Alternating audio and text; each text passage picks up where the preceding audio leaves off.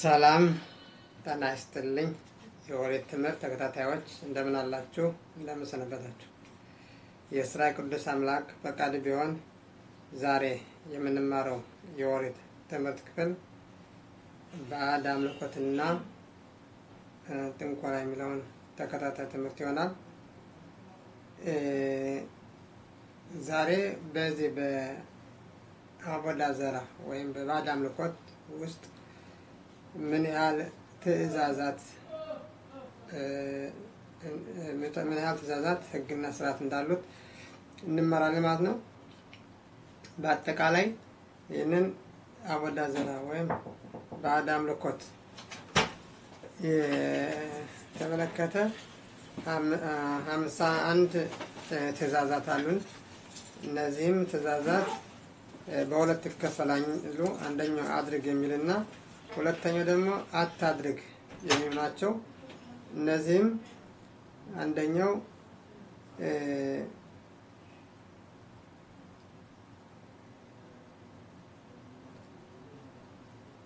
ምንድነው? ሁለቱ ትእዛዛት ምጽዋት አሴ አድርግ የሚለው ነው። ተሻብ 40 ማለት 49 ግን አታድርግ የሚሉት የኦሪት ትእዛዛት ናቸው ማለት ነው። እነዚህን በአንድ ላይ እናያቸዋለን ማለት ነው። አንደኛው ሎ ልፍኖት አኻሪ አቦዳ ዘራ። ይህ ማለት አንድ ሰው ባዕድ አምልኮት ወደ ሆኑት ነገሮች ፊቱን ማዞር የለበትም፣ ሀሳቡንም ወደዚያ ማረክ የለበትም የሚል ነው።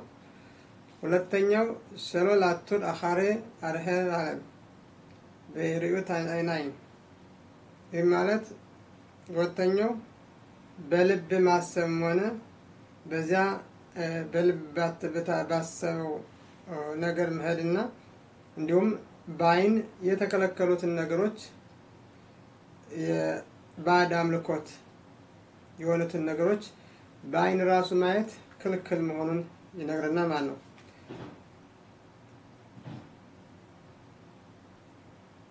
ሶስተኛው ሸሎ ሊጋደፍ የፈጣሪን ስም የማይገቡ ነገሮችን መናገር ክልክል ነው የሚለው ነው። አራተኛው ሸሎ ያቦድ ኦታ ከደረህ አቦዳታ።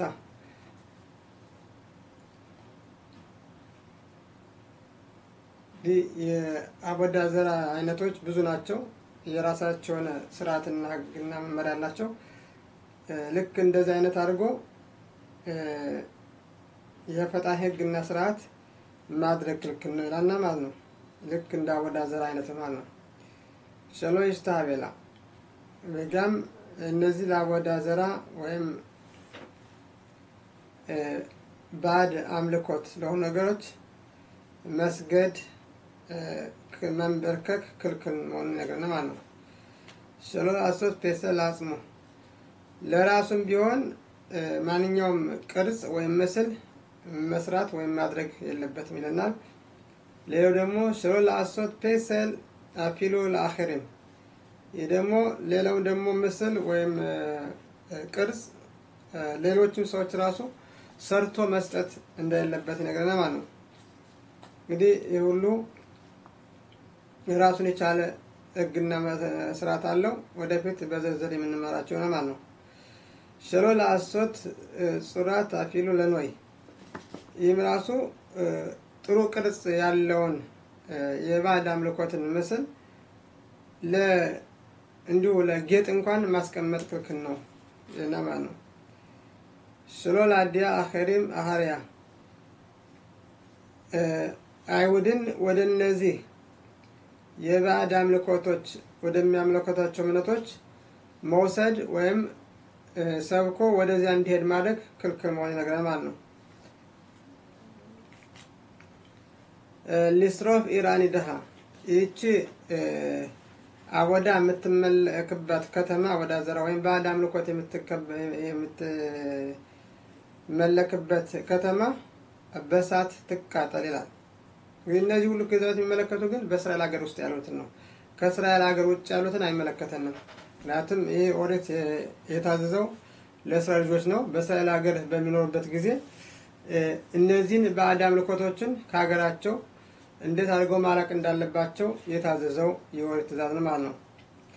ሌላው ደግሞ ሰሎ ልብኖታ ይህችን የተቃጠለችውን ባዕድ አምልኮት ሲመለክባት የነበረችውን ከተማ መልሶ መገንባት ወይም መስራት ልክ እንደነበረችው አድርጎ ማለት ነው ክልክል ነው ይለናል። ሌላው ደግሞ 12ኛው ደግሞ ሰሎ ለሄኖድ ሚኮል ማሞና እነዚህ ባዕድ አምልኮቶች ሲመለክባት የነበረው ሲያመልኩበት በነበሩበት ቦታ የተገኘው ሀብት ንብረት ብር ወርቅ ጌጣጌጥ ላሉ በሙሉ እነዚህ ሁሉ ለራስ መውሰድ ክልክል ነው። እነዚህ በሙሉ መቃጠል አለባቸው ወይም ከምድር ውስጥ በጣም በጥልቀት መቀበር አለባቸው እንጂ ከነዚህ ገንዘብ ወነዚህ ወርቅ መደሰት ወይም ደስታ ማግኘት ክልክል ነው ይለናል ማለት ነው። ለምን አቦዳ ዘራ ወይም ባዕድ አምልኮት ሲመለክባቸው ስለነበር ማለት ነው። ሌላው ደግሞ 13ኛው ሰሎ ላሲት ያኺድ ለአቦዳ አንድን ግለሰብ ደግሞ በግል እንደዚህ አይነት አቦዳ ዘራ አለ እንደዚህ አይነት ባዕድ አምልኮት እንደዚህ አይነት እምነት አለ ብሎ ሰብኮ መውሰድ ክልክል መሆኑን ያነግረናል ማለት ነው። ሌላው ደግሞ ሰሎ ለዮብ ሐመሲት ይህንን ወደ ሌላ ሃይማኖት ሰብኮ የወሰደን ይሁዲ መውደድ ክልክል ነው ይለናል። እንግዲህ እንደሚታወቀው በአይሁድ ሕግና ስርዓት መሰረት አንድ ይሁዲ ለይሁዲ መውደድ ግዴታ አለበት ይለናል። ነገር ግን እዚህ ላይ ግን ይህ ይሁዲ ሌሎችን ይሁዲዎች እየሰበከ ወደ ሌላ እምነት የሚወስደውን ሰው ግን መውደድ የለብንም በመውደድ ፈንታ መጥላት አለብን ይለናል ማለት ነው።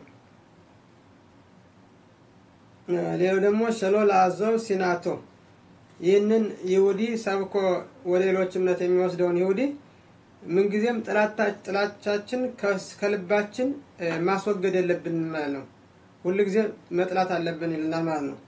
የሚገርም ነው ራሱ ሰሎ ላጺሎ ይህ አይሁድ የራሱ ሰብኮ የሚወስደው አይሁድ ይሁዶች ወደ ሌላ እምነት ሰብኮ የሚወስደውን ራሱ በድንገተኛ አደጋ እንኳን ቢሆን ማዳን ክልክል ነው ይለናል። ምክንያቱም ይሁዲን እየሰበከ ወደ ሌላ እምነት ስለሚወስድ ማለት ነው።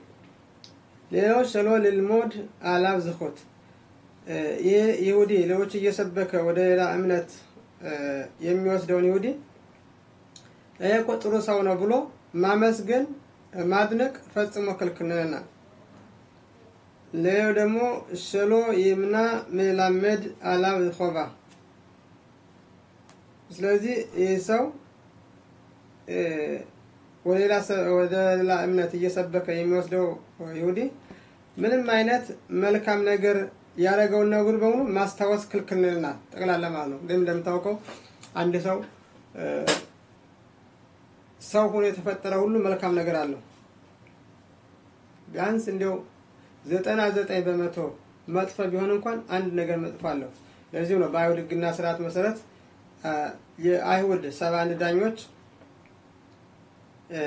ይህ ሰው ወንጀለኛ ነው ብለው 171 ሁሉ ከፈረዱበት በነፃ ይወጣል ማለት ነው። ለምን እንዴት አንድ ዳኛ ለዚህ ሰው መልካም ነገር ሊያገኝ ይችላል?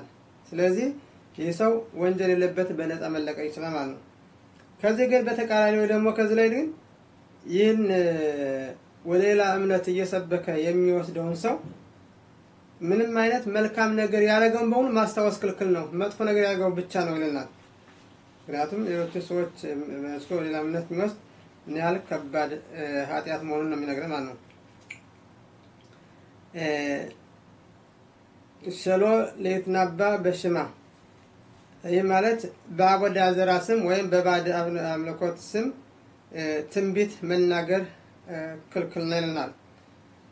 ሌላው ደግሞ ሰሎ ለሽማ ምን አመትናበ በሽማ ይህ በባዕድ አምልኮት ስም ወይም በተለያዩ እምነቶች ስም ትንቢት የሚናገርን ሰው መስማት ራሱ ክልክል ነው። መስማት ራሱ ኢየሱስ እንደዚህ ያለ የተለያየ እንትኖችን ባዕድ አምልኮችን ወይም ከአይሁድ ሕግና ስርዓት ውጪ የሆኑትን እምነቶች እየጠቀሰ ይህ እንደዚህ አለኝ እንደዚህ ብሎ ተናገረኝ ብሎ ሲናገር እንደዚህ የሚሉትን ቃላት መስማት ክልክል ነው ማለት ነው። መስማት ራሱ ክልክል ነው። ደግሞ ሸሎል የተናበት በሸከር በውስጥ ደግሞ በሐሰት ራሱ ትንቢት መናገር ክልክል መሆኑን ይነግረናል ማለት ነው። በአፊሉ በሸማሸም በአፊሉ በፈጣሪ ስም ቢሆን በሐሰት ትንቢት መናገር ክልክል መሆኑን ይነግረናል ማለት ነው። ሌላው ደግሞ ሸሎል ለዳጉር ማሪጋት ነቢያ ሸከር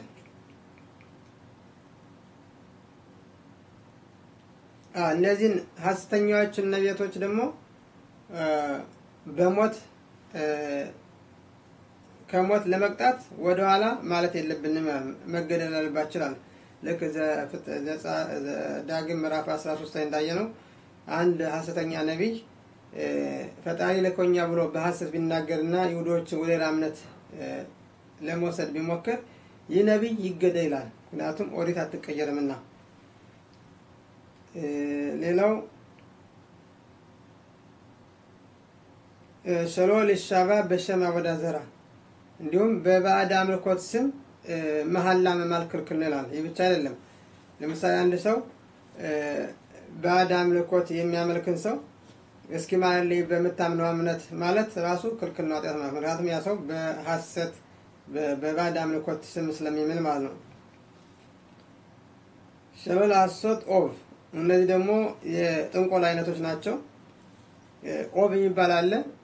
ለምሳሌ እንግዲህ ዝርዝሮችን ወደፊት እንማራቸው ይሆናል። እንዴት አድርገው ጠንቋዮች የተለያዩ ነገሮችን በአጋንንት አማካይነት ጠርተው አስማት እንደሚሰሩ የሚነግረን ነው። ይህም ክልክል ነው ማለት ነው። ሸሎል አሶት ኢዲዮንም ይህም እንደዚህ የተለያየ የአስማት አይነት ነው። ይህንም ክልክል ነው። ወደ ዝርዝሩ ወደፊት እንማራቸው ምን ማለት እንደሆነ። ሸሎል ለአቤል ለሞሌህ እንግዲህ ደግሞ ሞሌህ የሚባል አወዳ ዘር አለ። በእሳት ልጅን ማቃጠል ማለት ነው። እንግዲህ የድሮ ነገስታቶች በተለያዩ በጦርነት ጊዜ በመጽሐፈ ነገሥት እንዳየነው የተለያዩ ነገስታት የበኩር ልጆቻቸውን በእሳት ያቃጠሏሉ ማለት ነው። ይሄ ራሱ ክልክል ነው ማለት ነው። ሸሎል ለሐኪም ማጼባ እንዲሁም ደግሞ የሐውልት የባዕድ አምልኮት ሐውልት ማቆም ራሱ ክልክል ነው ማለት ነው። ሸሎል ለሽታሃቦት አል ኤቨን ማስኬት እንግዲህ ኤቨን ማስኬት የምትባል ድንጋይ አለ። ያንን ድንጋይ ለዚያ ድንጋይ መስገድ ክልክል ነው ይላል። ይሄም እንግዲህ በእስራኤል ሀገር ራሱ እነዚህ በምን ማለት ነው እስራኤል ሀገር በምንኖርበት ሀገር ውስጥ የታዘዘ ትእዛዝ ነው ማለት ነው።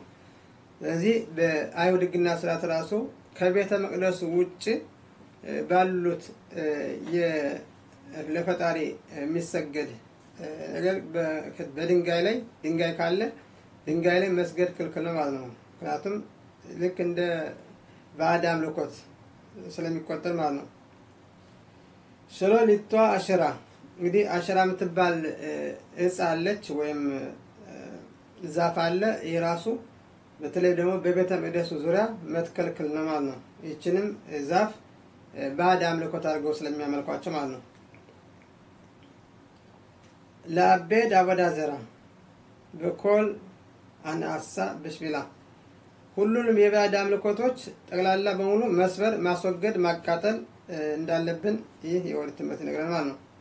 ሸሎል ለሄኖት በአወዳ ዘራ ወበኮል ምሻምሻያ ከነዚህ ከአወዳ ዘራ ነገሮች ደስታ ማግኘት ወይም እነዚያ ነገሮች በወርቅ የተለበጡ ሊሆን ይችላል። ከነዚያ ነገሮች መውሰድ እና ለራስ ማድረግ ወይም እነዚያን ለአወዳ ዘራ የቀረቡት ነገሮች በሙሉ ደስታ ማግኘት ከነዚህ በሙሉ ማስወገድ እና ማውደም እንዳለብን ይነግረናል ማለት ነው።